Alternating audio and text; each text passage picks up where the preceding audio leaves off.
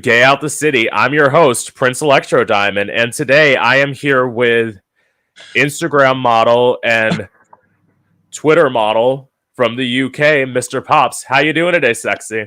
Oh, lovely. Even better now that I've just been called a model. A lot better. Well, what would you classify yourself as? I don't know, because there's never been like a goal with doing the social media side. It's just been like, take some selfies, chuck it up. I mean, I'd love to be a model. That would be bleeding amazing. Well, it's not like you can't pull it off. It's not like you're not a good-looking guy. Come on. There's probably about 50 photos before I decide on the actual one that's going to go up, though. So there's a lot of preparation for it. There's nothing wrong with editing. Like, Yeah.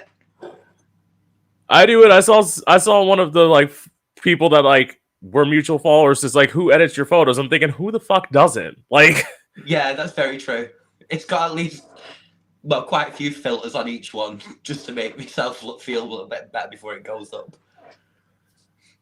like literally, not this one. I didn't have to Photoshop this picture because, luckily, you'll see after I post it, Yeah. and I'll advertise. I'm actually wearing knee-high boots today. I'm wearing knee-high stilettos, and this is the first time I've been in stilettos in a while because I've had foot problems and I have bone spurs in the heels of both of my feet. Jeez. So there was a point where, especially towards the end at my last job, I could barely walk. So I wasn't doing drag at all because I was literally going to work, coming home, icing my feet. Yeah. And then just repeating the same thing the next day. No, that would just be debilitating almost. I couldn't. So was you doing shows as well then? No, I couldn't do anything. So everything just had to stop. Yeah, this is another thing. So I lived in Orlando for 4 years, and then I had to move back to my hometown where there's not really there is a drag scene, but there's no gay bars, so it's done in straight, very hetero bars, and if you don't know the right people and they don't believe in you to do something that's,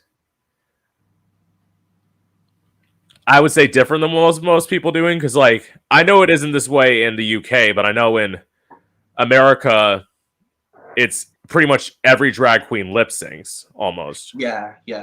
And I sing live, so right. I've been heard of it nearly. Yeah.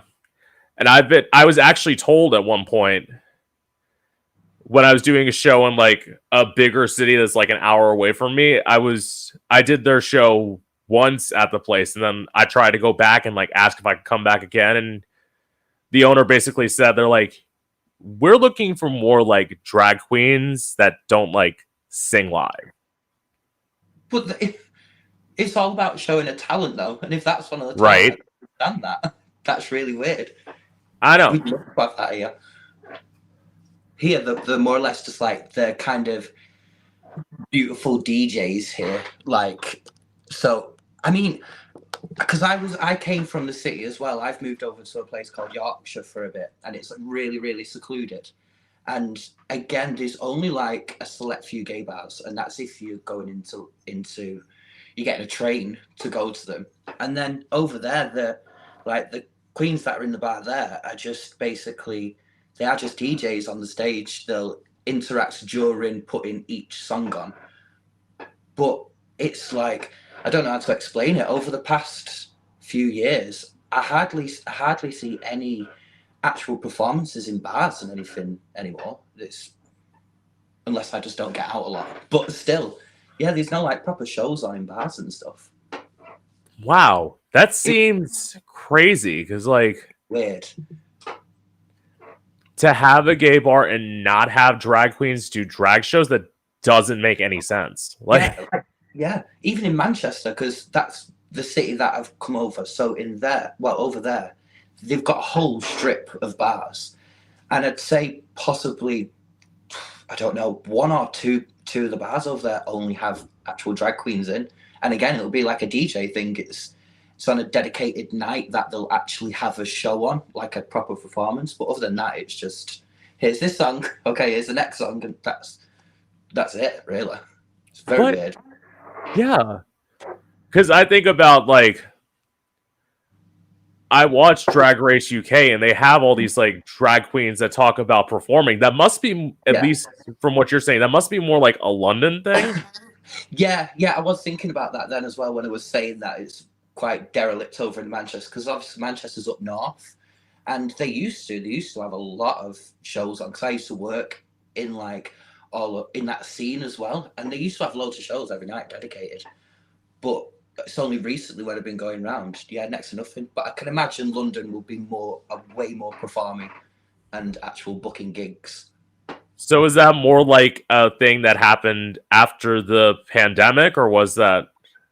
Yeah, well, even on the run up to it, I started to see less and less, and it was just, I don't understand why it went in that direction. Because honestly, in the UK as well, I mean, as you would have seen on Drag Race, they're like a different caliber of queens as well. They can be quite cutthroat. That they go down the comedy side a little bit more a lot.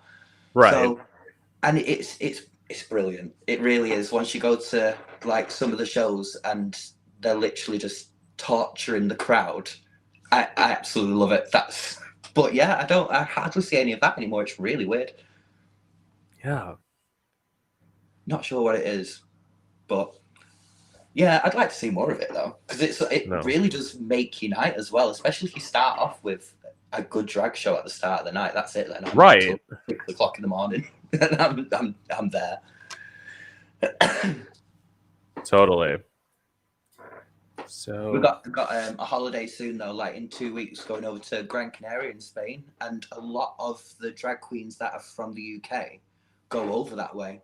So it's amazing. There's a certain bar that we're going to go to called Ricky's, which I absolutely love. It's where it's basically where what's that drag queen's name who won season 1? Season Vivian. 1. Yeah, that's basically where she was before she started out. Well, before she went over to Drag Race, she was in a bar called Sparkle. So, and it's all the same like queens over there. They all know each other, but that is it's very like cutthroat drag, very performy, like it's in a theatre, and it's just amazing. So 2 weeks time and there'll be loads of videos put up on my Instagram for you to see. Nice. That's gotta be wow. So do they have like drag shows in theaters in the UK a lot? Because that's not a common thing in America. Oh, so like I mean, like more like they like a kind of theatre performance, not necessarily in a theatre, but like they will act out musicals for you and stuff, and it's really cool. You've got the lip sync side of things, you've got the comedy side of things, but on stage they will do a lot of like theatre performances as well, especially where we're going in 2 weeks. They bring up Wicked, everything really, and it's really, really fun to watch. You can see the amount of effort and dedication that's gone into it. Because like I had that experience once. I wasn't like performing, but I saw somebody who's like, so there's this famous celebrity impersonator in America called Frank Marino, and he has like this traveling show where he has like different divas go and perform in like theaters. Yeah. And that actually came to my hometown, and I went to it because I literally thought there's going to be nothing like this again ever. Yeah. So I might as well go. Yeah. And that was a very, very different experience because, well, I will say this. I don't know this about the UK. Do they tip people who are like performing in the UK, or is that more a US thing? Not at all? US. I've thought about it quite a few times, and the only conclusion that I can come to with that is like the US have $1 bills, don't they? But over here we have we call them £1 coins. So it would be yeah. That's the only thing I can think of, really. I mean, I know that you also tip like 20 bills and stuff, but I mean, also the British will not we're not going to part with our cash unless it's for ourselves anyway. So the likelihood of someone putting a £20 note in someone's pocket for performing, Right. yeah, it's but they will. I'm guessing they'll get paid considerably more for a gig. I might Right. be wrong with that, but yeah, they could get paid a little bit more of it. Tipping's not a thing though. Even when it comes to like food and stuff, when you're out for a meal, Right. the tipping is it's not Well, really. that's also because in the UK you're taken a lot better care of than we are here in America. Right. Like we got people who are like, I don't even want to get into that. People who are like, I will say this about the U.S. government: the fact that I can't get fucking healthcare from the government is insane to me. Yeah, it is crazy. I've never understood that one. I know about the tipping side. I Yeah. had a friend that was from Toronto, and Yeah. she come over at once. She was working in bars and restaurants, and she was like, "I literally just depend on tips. If I don't get tips that night, then that's Yeah. that's it." I was like, "That sounds bizarre. That sounds really." I mean, the wages here aren't great. In fact, they're getting worse. But still, I was like, "That sounds crazy that you just rely on the tips when you're working in like the hospitality industry." Well, that's because like if you're working at like a regular restaurant, like I've been a server, but I was a server in a senior living home, so like I wasn't able to accept tips, so as a result they would pay me like $15-16 an hour, so that way I could like Yeah, that makes make enough money and like get compensated for it. But yeah, yeah, like I think, and the craziest part is the federal minimum wage is so low that like every state has their own different like minimum wage. yeah. So, to get my head wrapped around that is, but here it's the wages here at the minute.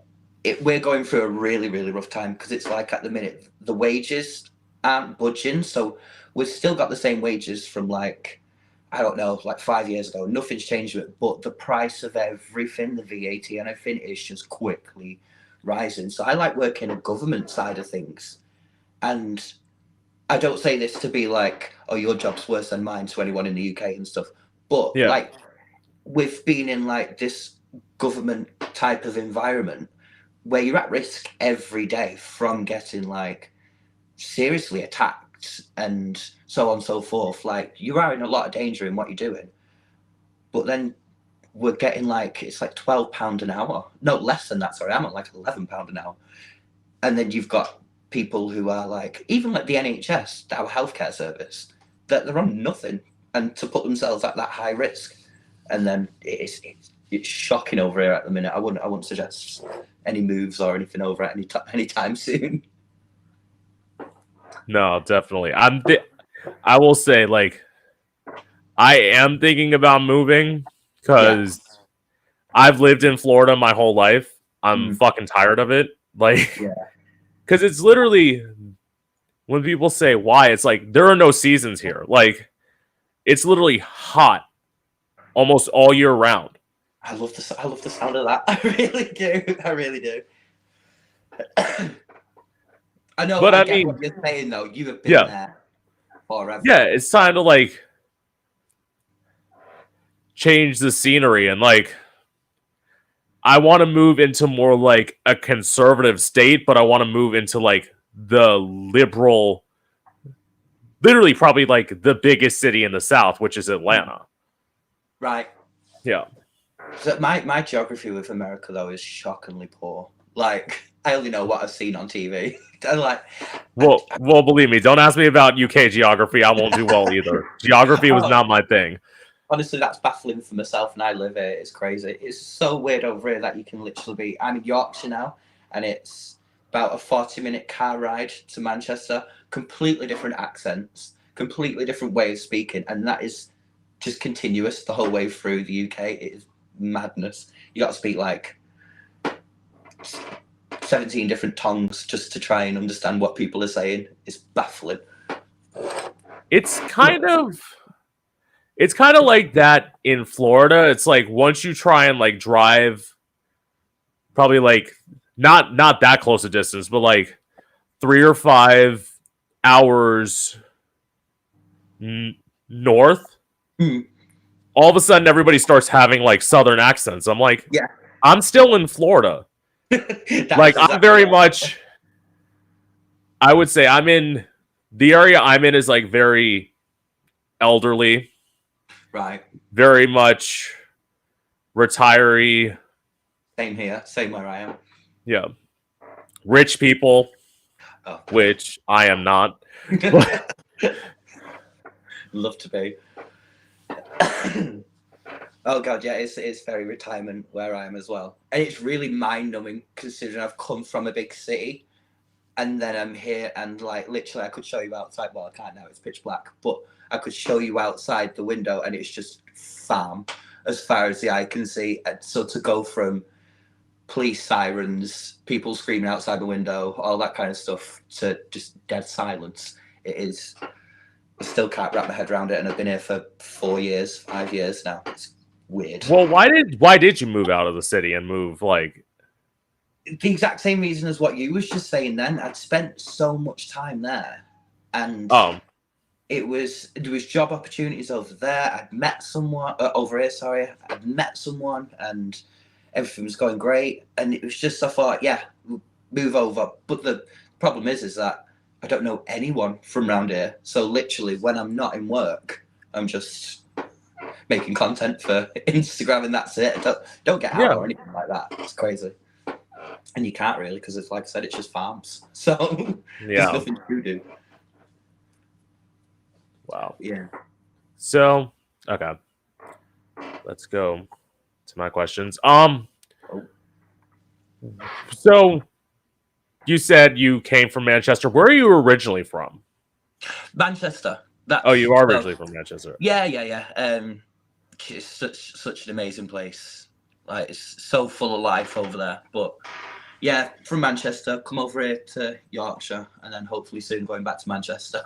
I need to get back there. Right. So, what was it like for you growing up in Manchester? It was weird. It was, especially being gay, like growing up around there. Because I know, from like TV and stuff. Obviously, sometimes Americans will have that view of it's really quite peaceful in the UK. Everyone's quite nice. It's all olden day and blah blah, cups of tea, all that. Yeah. It can be really harsh over here, like quite dangerous, and especially where I grew up in Manchester it was voted the worst place in the UK 3 years running. It was an absolute dive. It was awful. But then, well, it's still like that now around where I grew up. No one had any knowledge of people being gay and stuff like that. It was very open to be homophobic around there. It was crazy. So growing up like that in that area, it was so challenging. It was so daunting, especially with my family as well, because they're all absolute crazy people. So I didn't even want to come out to them either. It was like, if I come out to these lot, I'm dead, basically. So, I mean, that kind of gets to my next question, which was, what was it like for you coming out? I'm assuming it wasn't easy. Shockingly, I was the one who made it a hard experience. Like, so, because I grew up with two older brothers who were and still are absolute nutters, and then grew up with my mum who was a strong Catholic at that time. So, and I knew very early on. I knew at like the age of 7 that I Right. am the way that I am. So, and I didn't come out until I was 16. So it was a long period of time knowing, but not wanting to say. So I was like, they will kick me out. Probably my eldest brother would absolutely beat the hell out of me. It was like not going to happen. And then basically what happened was I went on a night out in Manchester and just got drunk and got on the phone to my mum. I think I just got some like kind of surge of, I don't know, like strength or something. I got on the phone. I was like, I'm gay. Nothing you can do about it. And I was really aggressive. And I was met on the phone with my mum just replying, yeah, all right.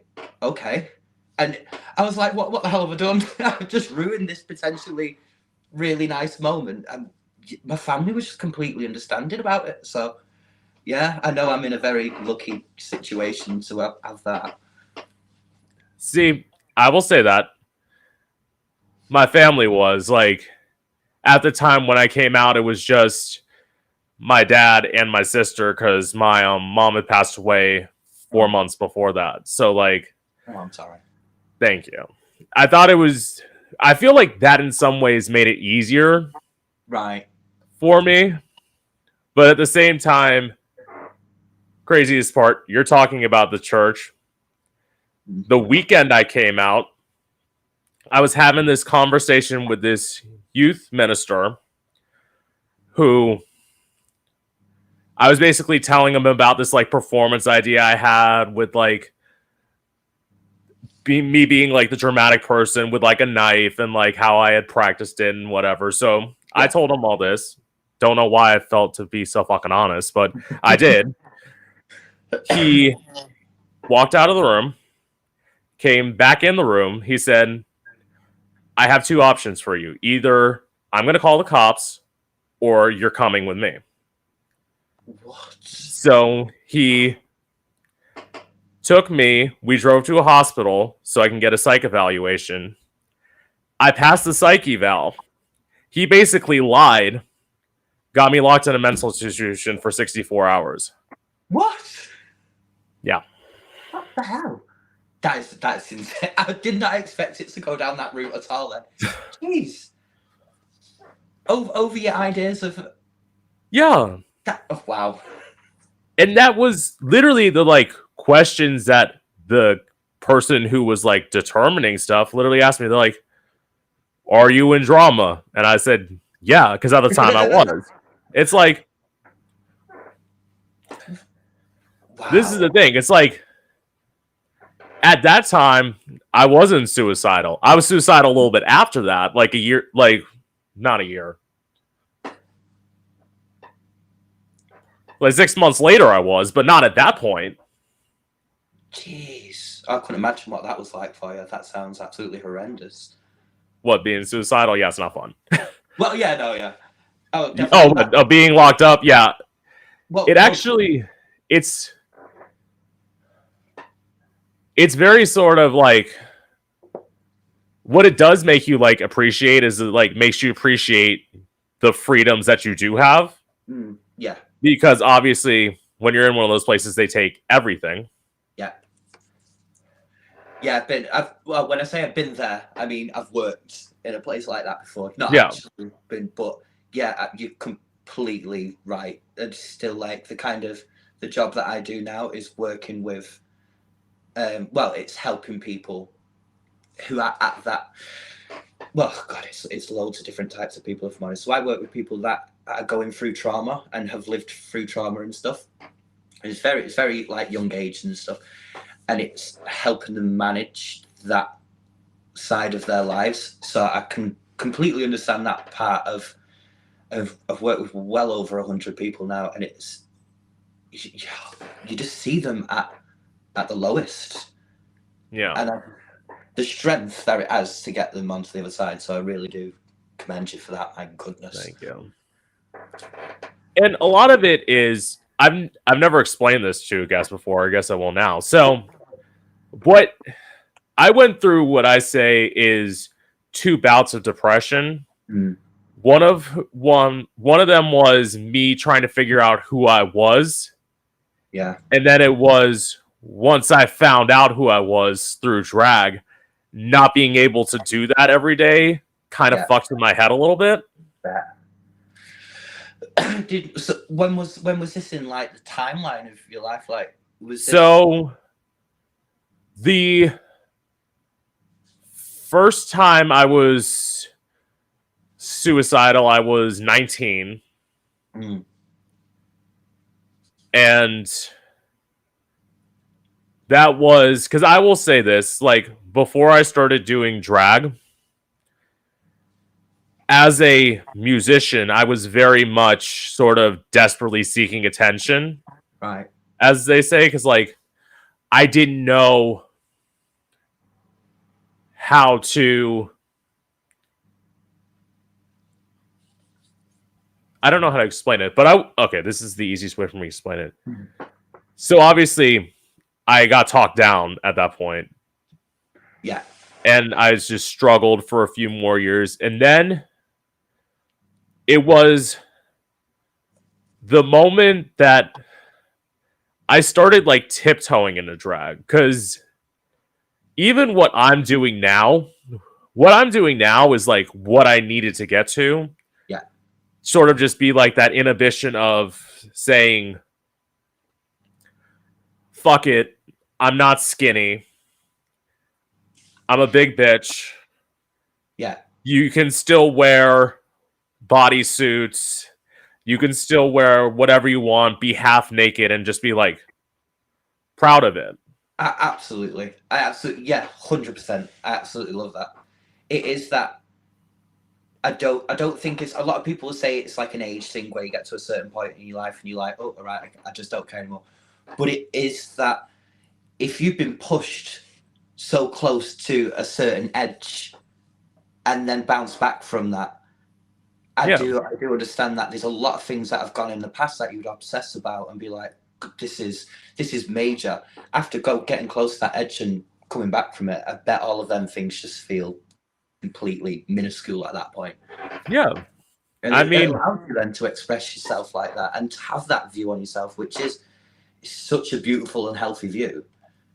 It's crazy because a few years ago I would not be showing the kind of pictures I show off online. It would just not have happened a few years ago. So I really do commend you for that. That is absolutely amazing, if I'm honest. Thank you. It's so much to do. Well, actually, talking to you from the UK, I don't know like what necessarily drives pop culture like over there, but I know in the United States it's so much about like Hollywood standards of you have to be this height, you have to be this weight, you have to be this, you have to be that. And it's like, no. Yeah. I think it goes down so many levels here, but I don't know. I've never been too involved in it, but I'd like to say with the variety of people that I see on TV and everything now, the UK is really like catering for people being different and being authentic and just being themselves, which is a beautiful thing to see. But I'm sure there'll still be stigma in the industry in completely different direction. I'm sure there will be. But yeah, I don't know too much about that side of things in the UK. It seems like it's progressing. However, I bet if you talk to someone, they'd probably tell you a completely different story. Right. But so, what made you? Well, this is a clumsy way of asking this question, but I'm going to ask anyway. What made you want to start showing your ass on the internet? I tell you, I think it was just like a kind of, I really don't know. It literally just happened. If I'm honest, it really did just happen. Through being on like the gay scene and everything like that, I try and verge. I'm trying to think of a better way than of saying attention seeking. If that's understandable. I've always had really good experiences being out with friends and bumping into like strangers in nights out and everything, and the compliments and everything like that. And I could go way back into the past, but basically I've lived a lot of my years just being a massive people pleaser and like basically just looking after others before myself, like not looking after them but thinking of what they might think instead of doing what I wanted. I know that sounds massive cliche. I know loads of people will have said that they've had that experience, but yeah, I've always been in that situation where I've looked after others and helped them get to the level that they wanted to be.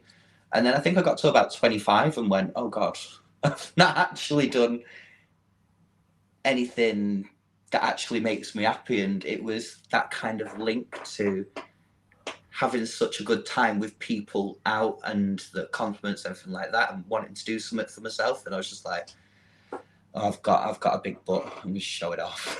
Yeah. It was nothing inspirational, I'll tell you that. It was just literally an ego boost, if I'm honest. and I Right. stuck with it.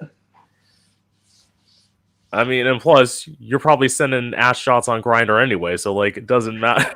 No, I'm kidding. It's one of the first apps that I've actually been like barred off. Not, but I can get back on it. But it was the first one that was like, you're not coming back on it anymore, and I still don't understand why. Like, this is my 7th Instagram account so far, so I need to find a happy medium between putting acceptable content up online and knowing the limits, I suppose. Okay, I actually have a question about that. That's not my next one, but it's like, does anyone in your family question or admit to being ashamed about what you do online, or do they know? No, not really. They're quite. I will say they are quite in the dark about it. That's mainly been my decision, not through being ashamed or anything like that. It's been there is certain members of my family that are quite influential and stuff. They're very well known. They're in industries and stuff. And I've kind of not wanted to, even though I say I'm not, I wanted to step away from that people pleaser thing. Right. There's still a part of me that's like, I don't want what I do to kind of tarnish what they do. So I've kept family completely separate almost from being online and stuff, just in case it has an impact on their careers in any way, I suppose. I mean, that's totally understandable. See, you keep people separate, like literally, especially the way that Instagram is now like hooked up with Facebook. It's like Yeah. my dad now sees what I wear, and like Yeah. because we're friends on Facebook. But I'm like, honestly, I don't care. He's not on Twitter, and that's where I post the scandalous photos anyway. Yeah. Like, Well, I do know that if my mum was to see anything, she'd probably be cheering. I know that much. Like, she's coming on holiday with us, and it's basically a gay destination. She's seen it all now. She's seen like capless shorts and anything you can think of. She's seen it, and she was cheering. Like, so I know that if she did see me, I know that she wouldn't be like ashamed or anything like that. Yeah, it's just I think I see it as a little bit private as well. I do know that one day they're gonna see the followers are going up very quickly. It's only going to be a certain time before someone else yeah, shares it somewhere. But and yeah, it's like everything you're doing is on the internet. So like at some point, yeah, it's there for good, basically. yeah. So is the UK as uptight to nudity and sexuality as the US is? Because I know, like, here it is very much sort of. I would say in some ways it's gotten better, but in a lot of ways it hasn't gotten better here. Really. Yeah. I think it all depends on where you are in the UK at the time. I think there's a lot of prudes. There's a lot of people that don't mess around with that kind of side. But Yeah. yeah, I think it really all depends.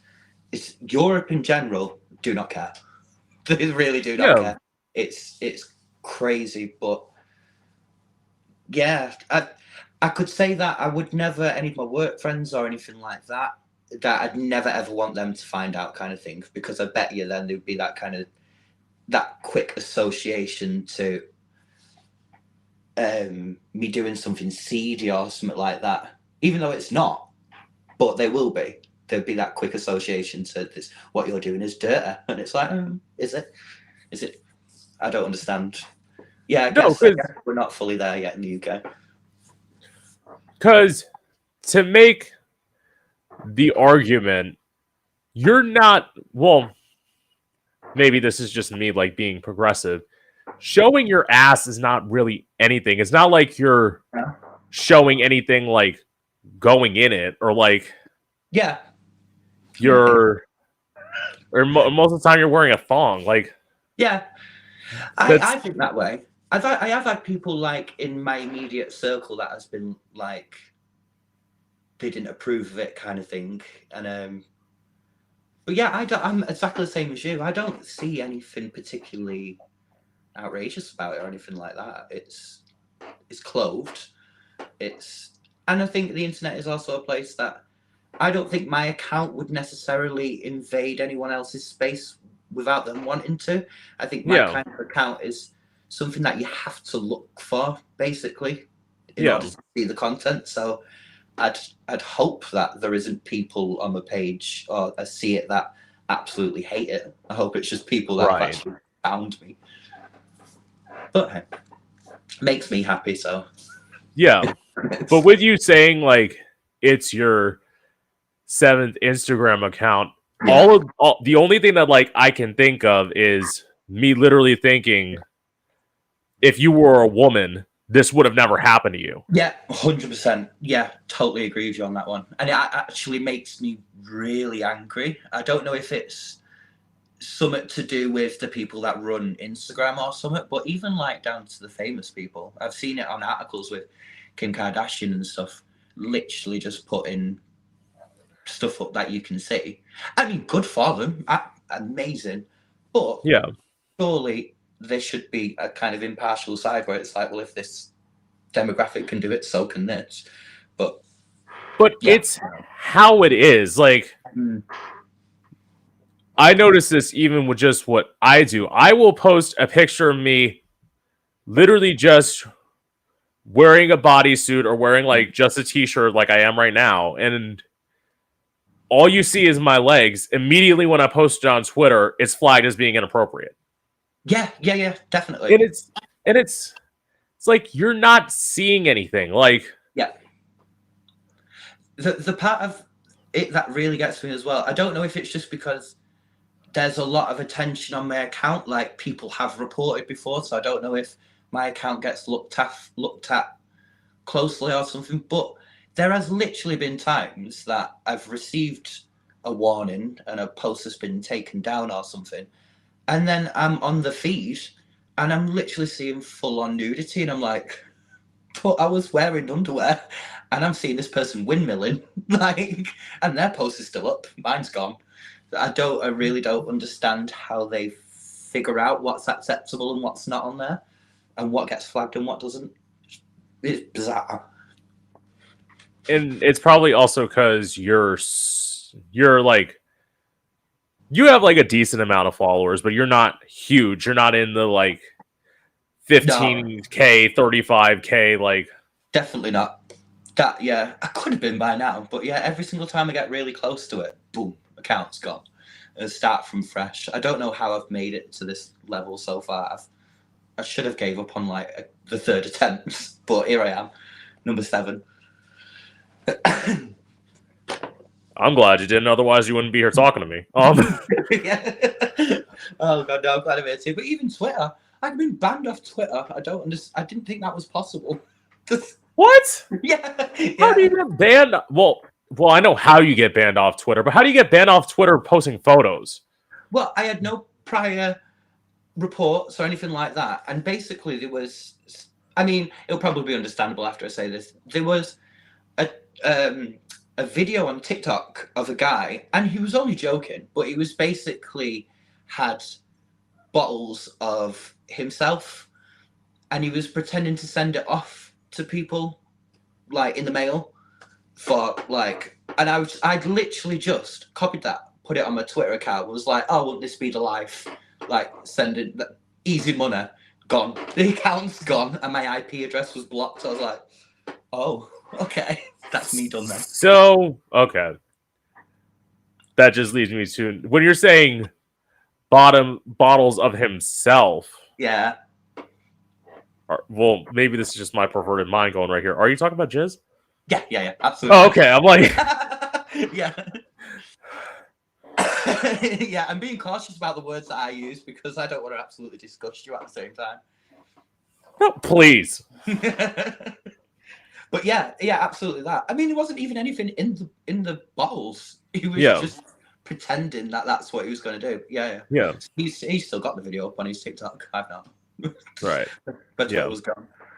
I didn't tell you this. This is literally uncensored because like this is how like I like doing my podcast. It's like I have to be open because it's like I've had I've had like a go-go dancer who's a porn star on here, and like, what? I'm gonna ask, not gonna ask him like what the freakiest thing he did on set was, please. Oh God, That's like, yeah. yeah, it's like I'm not uptight about that. Like, I've literally interviewed OnlyFans content creators, and we just talked about like what we're into, and it's like, Yeah. Oh, just see, yeah. This was the thing. I was like, because when we decided that we was going to do this, I was like, yeah, basically, I spend a lot of my time on Twitch and stuff like that. I don't have an account yet. I'm just one of my next steps, but I watch a lot of people on Twitch, and they heavily censor themselves. So I was like, oh my goodness! In my day-to-day life, there's a swear word every sentence, and it was like yeah, the stuff that yeah. I talk about is grim. I was like, can I actually say this? I don't And wanna... it's like, this is the thing. So far, I haven't gotten in trouble because literally after this is done, I'm gonna take this and post it to YouTube. So far, I haven't gotten in trouble yet. So like, got a good technique. That's fine. Yeah, I was watching what I say, because sometimes, and and especially with the UK sense of humor as well, it's dark. So I was like, I'm gonna steer away from any of that. Just stay away from it. I'm a little bit of a dark person. I do like jokes that. Granted, I only do them with my best friend. Like I do jokes about my mom all the time. Like, oh yeah, just like that's what it's like. Yeah, like literally. yeah, If you ever visit, I see a lot of videos on like TikTok and stuff where these Americans going, the British are evil, and I'm like, we're not. But at the same time, you could literally say hello to someone in the UK, and it's understanding the sense of humor. They're so quick just to like demoralize you, but they won't actually do it from a place of hate. I could say something a little bit cutting to a friend, and the next minute it'll be jokes about what he's going to do to my mum, and I'm like, okay, fine, we're here, we landed here then. It's like, it's awful over here. well, I feel like these are like, I feel like you would say that that's more like heterosexual people, because gay people like fucking say shit about each other all the time. Yeah. I call people, literally, I use bitch to describe people all the time. It's like, Yeah. I try and explain this to straight people as well, because everyone that I work with is straight. And I mean, I don't know if you'll agree or not, but when you've got straight friends, when you reach that level of like trust with them and you like form a good bond, as long as we're in our own setting, we're not out in public doing it in front of other people. I'm like, you say whatever you want to me. I love you enough. But they don't understand how. I've got a friend who's just moved to London. There was a night that he was in his house. We'd been out, we'd had a load of drinks. He'd brought two straight friends back with him. And me and him were just being ourselves. And when we looked round, these two women were just like staring at us. It was like, what? like, you okay? Yeah, it was like, you're evil to each other. I'm like, yeah. We still love each other, but that's so homophobic to each other. That wouldn't happen any other way. It's like, I actually just, speaking of Twitter, I actually just saw somebody like saying that like anyone who's not black saying the N-word is like bad. And I'm like, it's literally like, that's a word that they're allowed to say, just like how we're allowed to call each other fag and faggot. And like, that's a thing that we do. Like, well, it's as I explained this to somebody, you're not allowed to say it. I'm allowed to say it. You're not. Like, it's the reclaiming side of it, isn't it? As well, it's that I'm guessing that's why. I forgot what the most recent one that we've reclaimed, but I love that. I love that the fact that our community can use words that were previously used to like discriminate us and stuff, and we just use it and own it now. I love that side of things, especially turning around to a straight person going, "Don't you use that though?" That gives me the most kicks. But I'm also the person who like, so one of the people I was in like training with for work like asked me, he's like, have you ever seen like, he thought someone in our class was a crackhead, and he's like have you ever seen a crackhead? I'm like, yeah, I've had sex with one. Like, Perfect. And he's like, oh, I'm like, you asked. I'm like, I love that. I love sometimes the look on someone's face when you say something like that. You just say something that's funny to you, and they stand there for like a good few minutes, like, am I allowed to laugh at this? And what do I do with what they've just said? Right.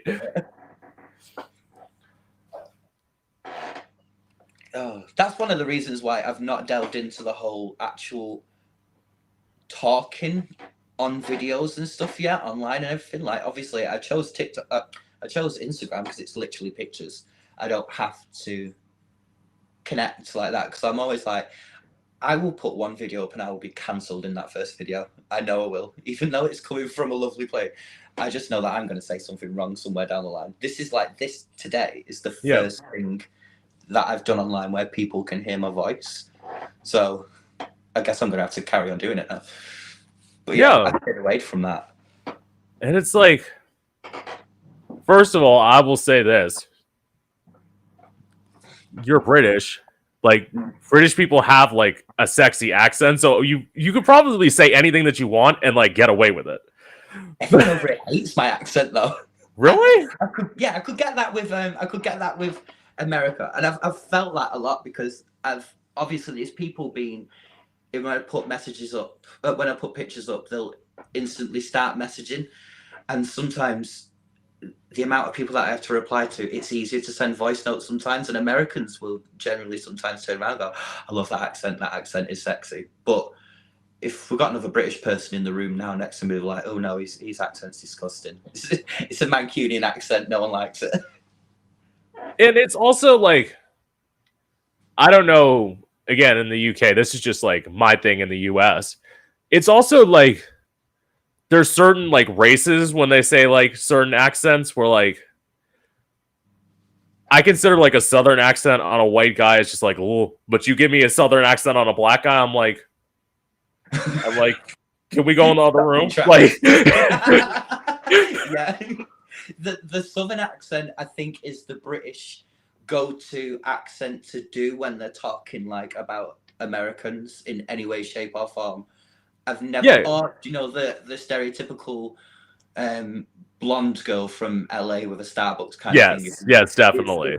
It's one of them too, and yeah, I loved it. The southern accent, just I giggle every time. I absolutely love it. It's because, especially depending on the person, it's like even if you say an intelligent point, I'm gonna think you sound dumb anyway. So it's like, yeah, absolutely. I mean, forbid anyone that says that anyone watches this, I will receive hate. But like, exactly me with people that are from Newcastle over it. Absolutely love them. Spend all my time there. Think it's brilliant. Their accent is just so funny. To me, it's just absolutely love it. I wish I could do the accent. But yeah, every single time they open the mouth, I just smile on my faces up here. So just like, sounds silly. Right. Sorry to anyone from Newcastle as well. I'll take the hate. I don't mind. That's why, what was it? You talk about like saying stuff. I say stuff all the time on here that like, yeah. Somebody I had that was like a reality star, like said something, and then they had to like take it back. They're like, don't sue me. I'm like, listen, I say stuff on here all the time that like I regret saying. As I always say, like if my sister ever sees like a lot of these videos, I will admit the first 3 interviews I did with people, I made her look horrible. But really, it's honestly all I was repeating was stuff that she said, and it's like, if you want to stand by what you say, you said it to me, so I have the right to say it to the public. No, I love it. I do. I have been a little bit worried about it all the time, because of the next steps that I want to do is definitely to go into Twitch. Like, that's hopefully right now going to be happening in May. And like, you'll know Twitch, it's literally just talking for hours on end. And I'm like, there's going to be somewhere in there that I'm going to say something, and someone's going to be like, no, you can't say that. But I don't know. We'll see. We'll see how long it lasts on that, if it lasts longer than Instagram. Well, I mean, I will say this: doing it yourself on Twitch is difficult. Like, I've done it. I'm one of those people who, like, I say if you go over like an hour Yeah. by yourself, that's a mental breakdown. If you're like, Okay. sit here and you have a 4-hour video, I'm like, that's you going psychotic. That's not a video. That's like, definitely. Well, I want to do all the gaming side as well, though, because I'm yeah, self-confessed massive nerd. So I would love to do like all of the horror genres on there and everything like that. yeah. Well, Yeah. that's a little bit different. That's why when I reached out to somebody and they like asked me for advice about Twitch, I'm like, honestly, the way I use Twitch is very different than the way that most people use it. Yeah. Because I use it for interviews and like now it's been whenever. Well, I will say this. I say whenever a guest cancels on me, sometimes it's literally the guest just doesn't show up when they're supposed to for the interview. That's I don't. Yeah, I hate that. Especially if you give them, because you're giving us quite a lot of heads up in advance. Yeah, I try and do like 5 days out with everybody because, like, I mean, you even gave me a choice of a few days for me yeah, to pick which one, and a few different times. So I don't understand that side of it. That's a bit weird. I mean, I was bricking myself the whole way. I was petrified the whole way coming up to it. I was like, I've got to talk to someone online. It's like, how is this going to go? Now I'm absolutely bloody loving it. yeah. As I told you, I'm easy. Like, literally, my like quote business models for this is to like take people that this is how it's been so far. It's like take people that like I find attractive and like make them talk. Like that's Well, how's this one going for you? Because I don't know how I'm talking. Yeah. I did see one of your last ones, because obviously as soon as we started talking, I was like, I'm watching everything. Yeah. And I saw in one of your last ones, she was saying you did train for something completely different than this, didn't you? And you was like, this was actually the role this is the avenue that I wanted to go down truly. Well, a lot of this was, so as I say, like, I'm one of those people who, like, in my life, I got a degree in something that I never used. So, like, I've been very much just taking whatever jobs I could. And, like, honestly, with this podcast, how I started it, you were talking about me doing shows. Since I've done this podcast, I've done maybe 2. Yeah. I don't go out and perform that much. Like, because I'd rather do this. Yeah, yeah. That's what I want. That's what I'm looking for. Because when you said that, I was like, oh my god, that is the exact thing that I'm. Because the amount of qualifications that I have now in things that I'm not using. Like, but I want to come down all of this social media route. This is what I should have been doing a long time ago, and I could have used that COVID time to actually get into that. However, the industry that I'm in, the jobs were still running through COVID. So I've literally... Same here. Yeah, I've not had that time to actually proper assert myself, if that's the word, into this. And yeah, it's a bit... I'd love to see that you're doing it. I want to be able to do it, but yeah, not yet. I know, it takes a little bit. So anyway, going back to the people when they're talking about the pandemic, they're like, I was in quarantine. I'm like, bitch, I didn't get to go in quarantine until I got COVID. And even with me getting COVID, I was supposed to be at home for 7 days. They're like, no, our company policy is that you only have 5 days. After those 5 days, you're coming back to work. We need you. That's crazy.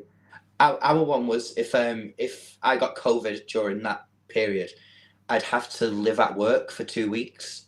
I was like, what? No. Yeah, I had to stay over at work for 2 weeks. And there was a scare at one point as well. There was a night that one of the people that I look after and everything did get COVID while I was there. And I was like, this is it. I'm here for 2 weeks now. I mean, thankfully I didn't, but God, yeah, that would have been absolutely horrendous. Working for 2 weeks non-stop. Because, see, I will say this. Like, I know the UK was very responsible. when it came to like shutting down and everything like that. Yeah, everything just happened. It was Yeah, the US crazy. was not, especially like in Florida. Right. I performed till like the very last moment I could. Yeah. And then there was literally like they had a plane come into the airport at where the area I was performing in. I did Yeah. one more show and then they said, that's it. We're shutting everything down. Here it just turned into a no man's land. It was just silent, especially like because we obviously had to still go to work and everything throughout the time. Yeah. I would just be going to work, and it was like the apocalypse happened. I was like, it was possibly one of the weirdest times of my life. That it was so strange. And Not to be it was also, well, I will say it was very different the way I was working because like I was used to like serving people at the table, and it's like, no, you're literally gonna. We have carts for you. You're gonna bring food to people's rooms. You're gonna leave it outside. You're gonna come back. Yeah. Yeah. Oh That's yeah. Because we also reopened all of our like hospitality side quite quickly, but we did it in a way that it was you couldn't actually connect with anyone. You had to book in advance, and you'd be at a table, and you'd be like cling filmed into the table. We had all these glass doors up everywhere, so using your own little pod, and it was nothing like actually. I think I didn't actually go on a night out for a proper one for about 4 years. It was draining. It was awful. Absolutely. yeah. And then now we have this idiot on TV who's like worked at the top of our government, who was the main head of all the healthcare service side of things, and he's like, yeah, no, it wasn't that bad. We didn't have to do whatever we did. We just did it. I'm like, oh, okay. It's all over the news at the minute. It's crazy. So, But I mean, I will say this. I always like to think. I don't know why. I like to think that there are smarter people in England than in America, but that's just proof that there are stupid people everywhere. Like, oh god, yeah, definitely. Oh, you should come over to the UK. I just think everyone we're all absolute nutters over here. I don't think anyone knows what we're doing. yeah. It's a bloody beautiful place, though. I will say it's actually. I will say if I had like ultimate money and like a lot of money to move, I'm one of those Americans that would probably think about moving to the UK. I always say like my two places would be like either London or New York if I had like lots of money. Yeah. There is a massive culture shock, though, I think, for a lot of Americans that come over because they've maybe, I don't know, I can't actually speak to you for you, I'm not there, but I think maybe because you've grown up with this vision of what the UK is, right, and then come here, and honestly, it's completely different. We've had American friends coming over, and friends from Canada that were just like, this is nothing like what we've been told. I'm like, yeah, no. You're walking down the street, you see people with needles and like absolute wrong uns from as far as the eye, because I love it. It's home. But yeah, I think there's a lot of Americans that come over and go, oh, right, is this how it is? No, well, you saying that, it's like people who think that's not going to happen anywhere, it's like you're naive. Yeah, to definitely think that's not going to happen anywhere. Yeah. Like, that's going to happen. It's brilliant. Like, you'll be... people from Britain, I really do think are really welcoming. And, like, you could literally walk up to someone that you've not seen before in, like, a bar or something, and you can be chatting all night. And we are lovely, but we're just... Yeah, you have to understand the British to actually be comfortable here, because we're also a crazy lot. That would be probably a little bit of an adjustment for me, because I'm very much an introverted person in general. Yeah. I'm less in drag because, like, for me, like, I tell people the one benefit of drag is like you don't have to talk to anybody. People are going to come up and talk to you. So it's like I don't have to start conversations. Yeah. See, when I've had a drink, I just can't stop. And I've noticing now that I'm coming out more of my shell, I'm like this on my everyday life now, and I just got to a point where I'm like, I don't give a fuck anymore. I really don't. Right. It's nice. It's a nice feeling. But yeah, I totally understand what you're saying. I spent Yeah. so much time like, I mean, I even was one of them that walked around on a daily basis, just constantly staring at the floor. Didn't want to make eye contact with anyone. Constantly saying sorry for things that I didn't even believe and do wrong and stuff like that. It was very like stay away from me type thing. But yeah, Totally. now I'm a loudmouth and I absolutely love it. Yeah. Okay, so I think you like briefly went into this, but I'll just ask you again. So, what made you refresh? Well, actually, you already answered this question. Never mind. I was gonna say what made you refresh your Instagram in September 2022, but if you said you got multiple accounts deleted, that's what did it.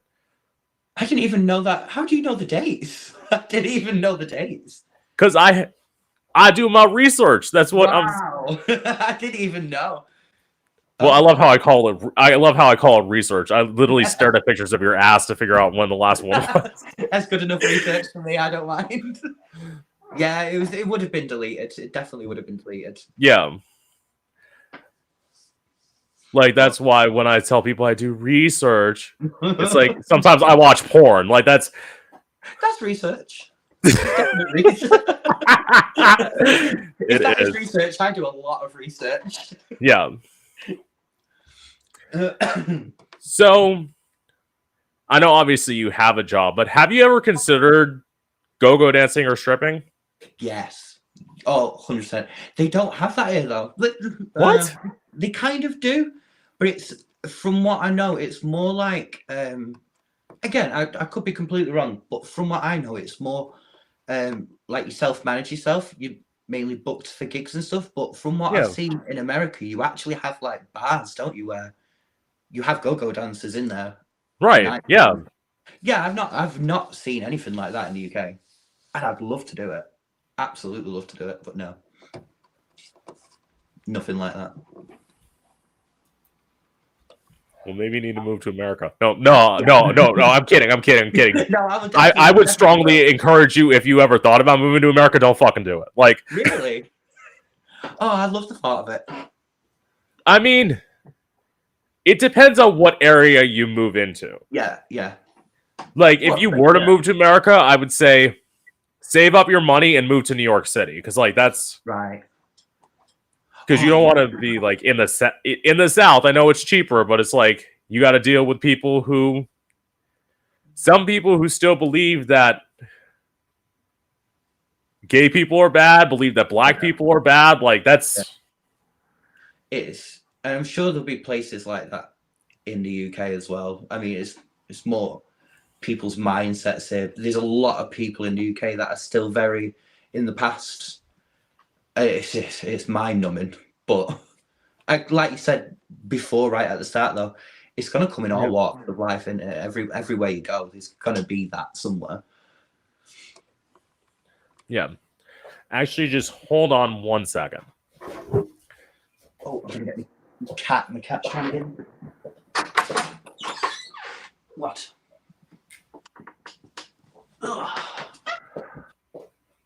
What?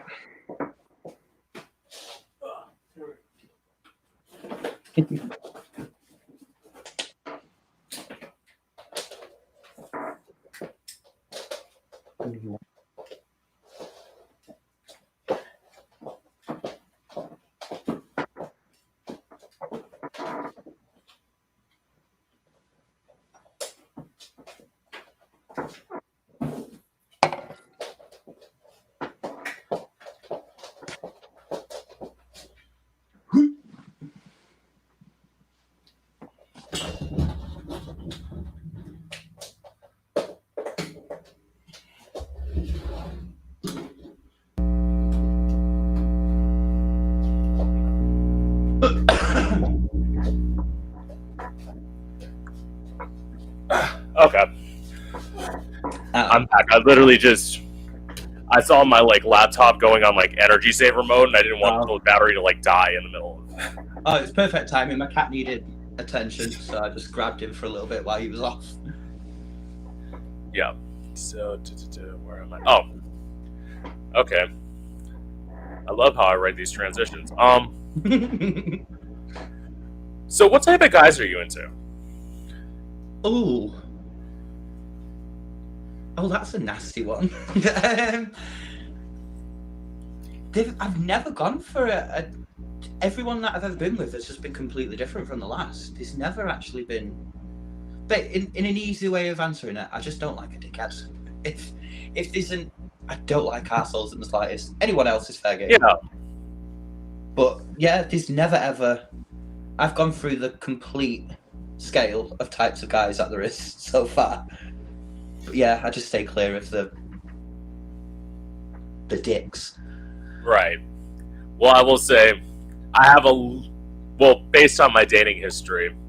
So, as I said before, I'm a thick bitch. Got a fat ass, so black guys are very much into me, and that's pretty much been my dating history. And like, oh yeah, absolutely. I'm trying to think if I have actually got a type in any way, shape, or form. But I mean, I've been engaged twice. Wow. They were completely different. One guy was quite he was just an asshole. And I still don't know why I got engaged to this one. I was with him I was engaged for 3 years. Way back when I was 18, I got engaged. And wow. Yeah, he was just horrible personality. It started off really good, and then he just become very not controlling, but he just knew everything, I knew nothing kind of thing. And but yeah, he was quite a big guy and everything, and then got engaged. So the second time got engaged, black guy. It's completely different. No, that sounds bad. See, this is why I'm going to get cancelled. That sounds bad. What? There's no types. No type really. Just keep the assholes away from it. Not literally. I mean, like the awful people. Yeah. Fine. Fine. I'll say something. Like, reason I've been with black guys a lot is because big dick for a big ass. Like, here we go. There you go. There's me also getting canceled. Like, it's just because he's actually a lovely person and doesn't make me feel like I'm dumb in any way. Sometimes he will. Sometimes it'll be like, oh wow, that's a big word you've used. I'm like, oh, fuck off. But yeah, right. Other than that, and then like my dating choice and everything has literally just been the same. It's completely different people every time. It's Well, I will say this, like, I've not dated, I've dated. Yeah. Meaning fucked. Like, that is gay for dating. Different types of guys, and everyone says it. My joke is always, I'm like, it's not true. I give white guys a chance twice a year. I call it community service. Like, understood. Yeah. Who knows? I mean, that's honestly why I haven't dated much around here, because I'm in a very white area. Yeah. And coming from someone who, like, lived in the hood for 4 years is like, and lived, well, okay. I guess I have to explain this. So, do you know what I mean by when I say that? About hood? Yeah. Yeah. Okay. Because I want to say, I don't want to start using, like, American slang and you being on the other end being like, what the fuck is he talking about? Like, oh god, no, go for it. I'll be fine. Everything that I watch is purely American anyway, so I'll get the gist. Okay. Oh, well, speaking of next question, so, is it, well, okay. You said you are currently dating somebody? Yeah. Okay. And also, I'm trying to exercise my I want to try and get in a throuple. I really do. I'd love that, but yeah, no, it's not worked out fine. Well, okay. My question was that is it hard for you to date guys because of the type of content you post? But like, no, I don't think. I don't think so. I mean, still meet tons yeah, of different. I still don't think I'm at that level yet, though, where people actually know who I am. It's happened once or twice, and I've generally been unsettled by it. Like being on a night out and going, "You're him," and I'm like, "Oh no, I am." So how do you know me? Are you following that?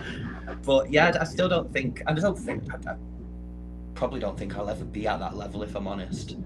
But yeah, I'm not noticed or anything like that. well, you got to be noticed. Okay, you got to be noticed a little bit. Well, Like, well, there was this thing that. So I changed my Instagram to a professional profile. I don't know if it makes any difference, but one thing that it has done is I can see the insight sometimes. And it was a novelty for like the first week. I loved it. Now I just don't yeah. look. But when I did go and look at it, my demographic is like purely American. It is a really small fraction of British people that actually come and look at my content. It is mainly American people and Spanish. Well, that's because like, well, I can't speak for all Americans. I'm going to speak for me. It's like when I see like a guy showing his ass, like literally, You tuning in? the first thing is I don't give a shit where he is. I'm like, who this? Yeah, definitely. You started to like really, really break up now for some reason. I don't know what's going on. Unless it's me. Oh, still there.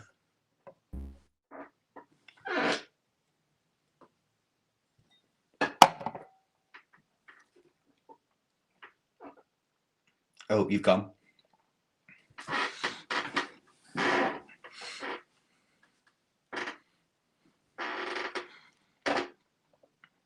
Mm-mm. Oh.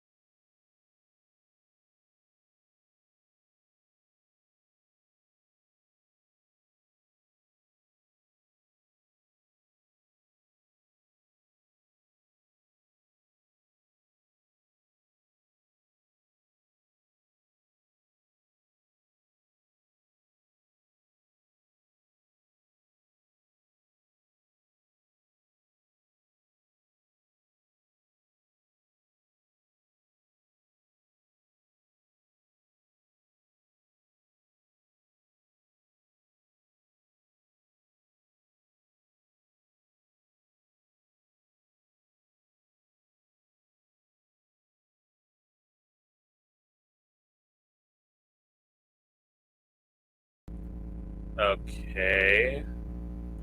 Oh wait. Oh. Oh. Hello again. Okay. Wait. Yeah.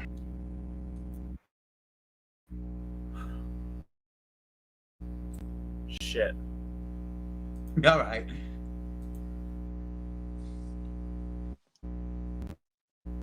Okay. There we go. Fuck. Hello. God, I hate technology sometimes. I'm surprised it's not me ruining it for once. I don't understand what's going on. No, I've never like had this happen. Yeah. I wonder what the hell it is. Okay, so shit. I don't even remember what I was saying. I can't remember what we was on. Well, I wait. don't remember what we were talking about. Okay, well, fucking, I'll ask you the next question. People ask why I just randomly cut off on a question. Anyway, so do you think that most people who follow you see you as, I'm going to put this gingerly, nothing more than an ass that they use to just get themselves off to? Oh, I definitely think there'll be an element of that. Definitely. But I don't think, one thing that I was, even from the first account, one thing that I've always been really keen on is making sure that I respond to every person that actually tries to come on and connect. I don't know why that is. I think it's just a respect thing. I want to make sure that if they've shown the kindness to actually pop up, even if it is just to say nice ass, I will reply in some way. And there is a lot of people on there that I genuinely want to get to know who I am, and it's just so lovely. So that's one of the sides that keeps me coming back each time when the account goes as well, because they always find the way back to me. And then there's such beautiful people on there, I will admit. Yeah. I say that I'd That's like also to try and like back the person, but doesn't always happen. Right. And I will say, like, I feel like that's something that, like, all people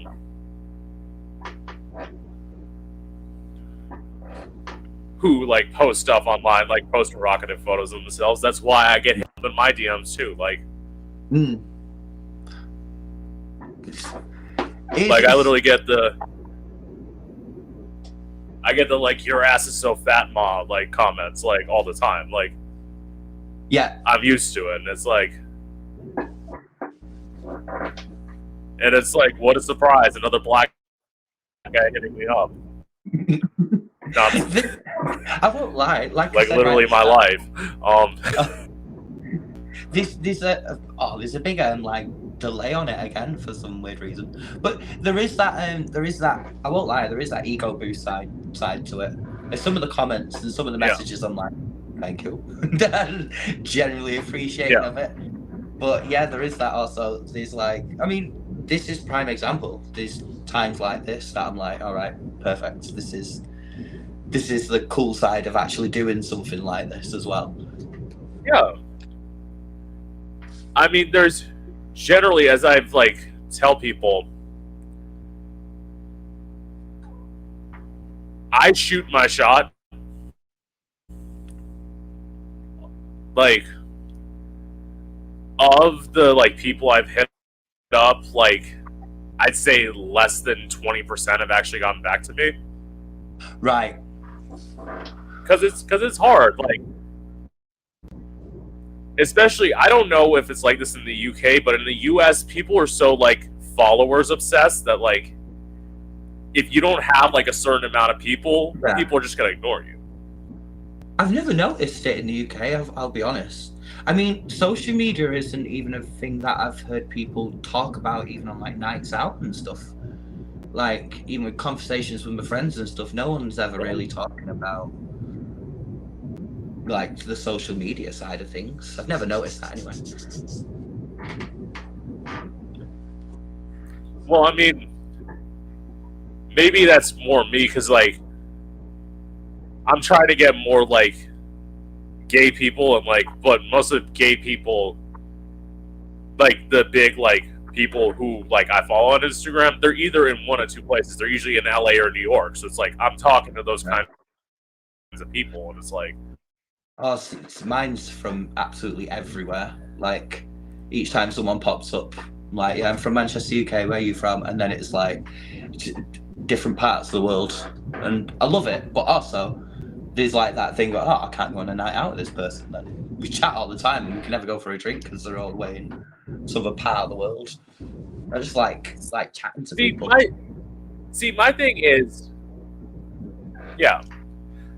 my thing is like, and I was actually just talking with my best friend about this a few days ago. It was the fact of when I'm thinking about moving, I was thinking like, well, maybe I do want to move to Los Angeles. Maybe I do want to move here.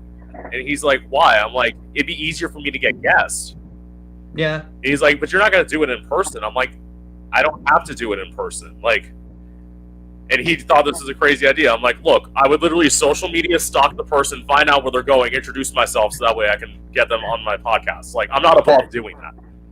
So am I right in thinking then like the LA side of things in America is like the gay scene and like around them areas?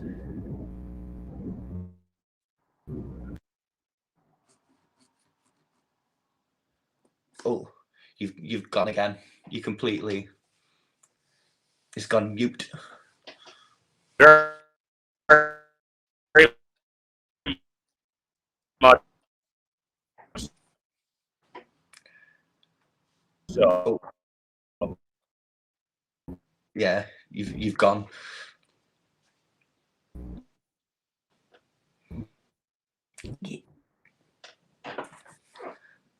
Hello.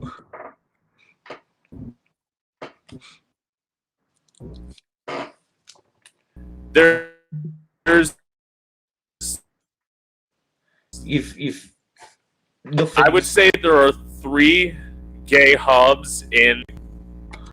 Oh, nothing's coming through. I can't hear what you're saying.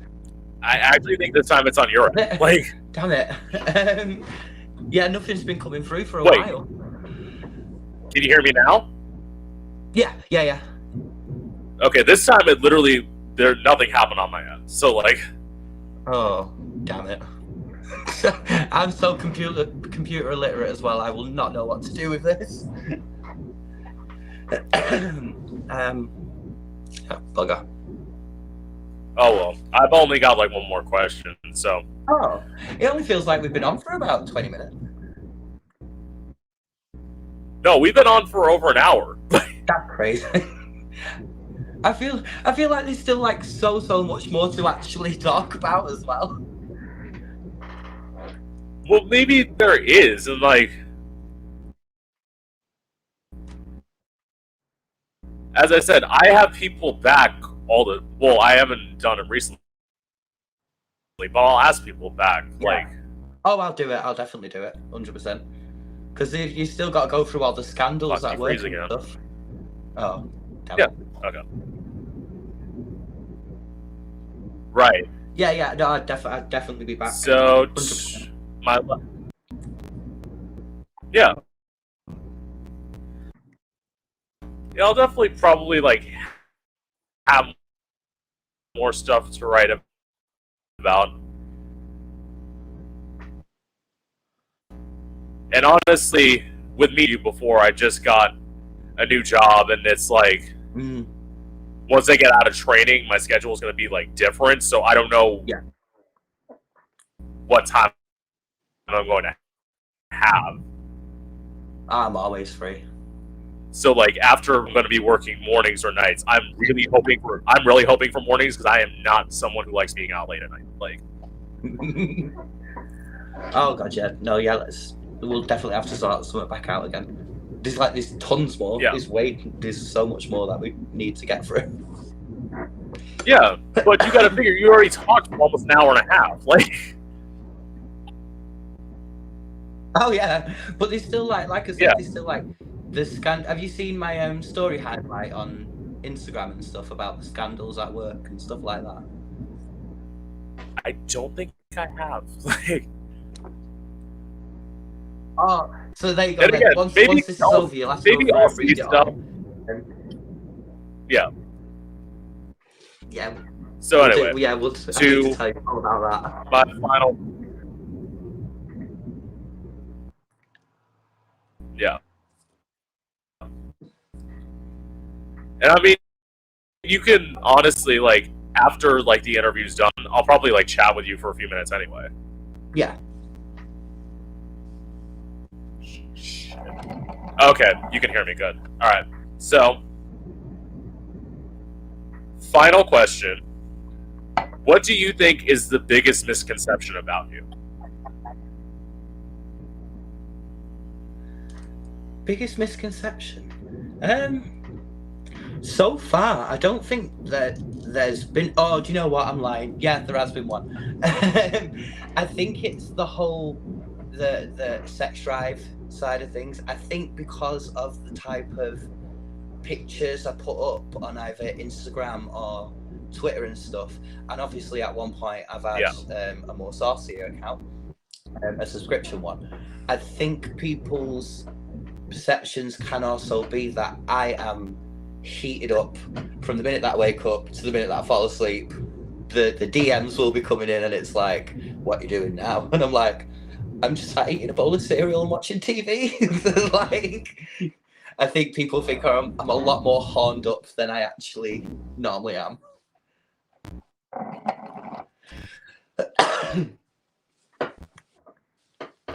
Uh-oh. Completely gone.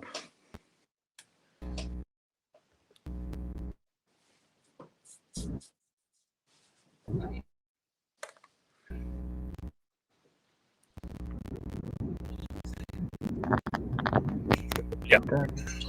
Oh, you're back.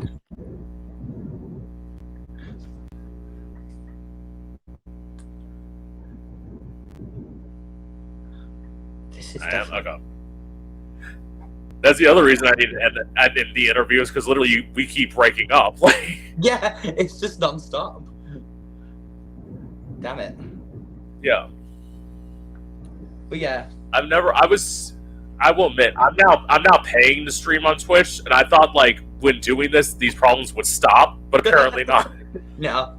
If it is a problem from my end, though, I'll have a look, because if we do this again, I'll make sure it's all... Yeah. Oof. That's embarrassing.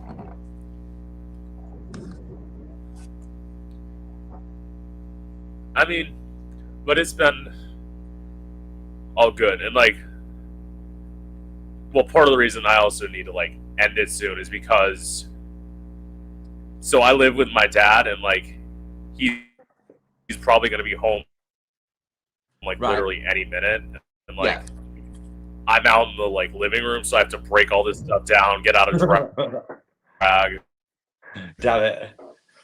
Oh, but yeah, whenever you like. If someone cancels on you, let me know, and I'll be straight there.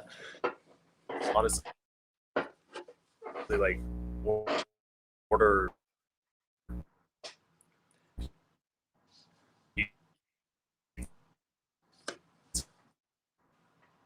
Oh. I'm so sorry, but you've gone again. Like, I'm so sorry.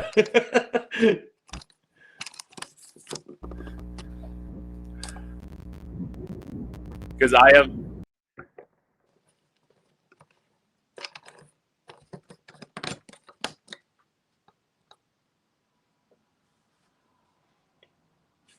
It's not working out well.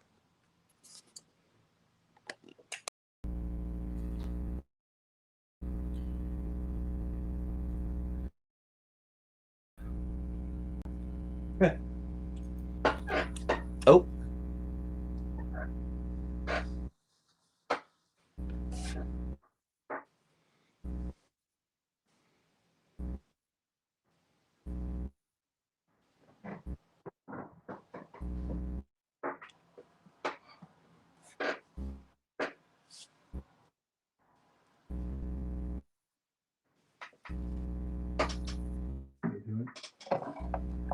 Page up.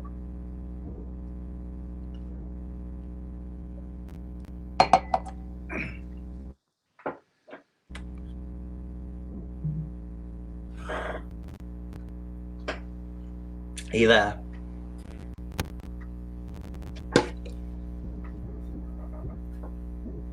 Fuck. Okay.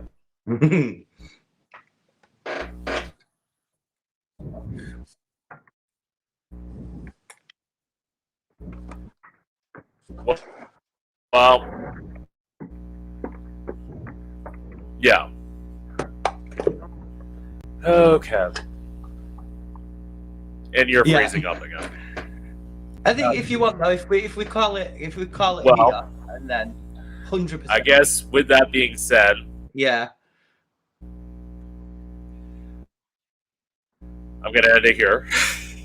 I understand. Keep struggling. Oh, trust the breakup. Trust it to happen to me.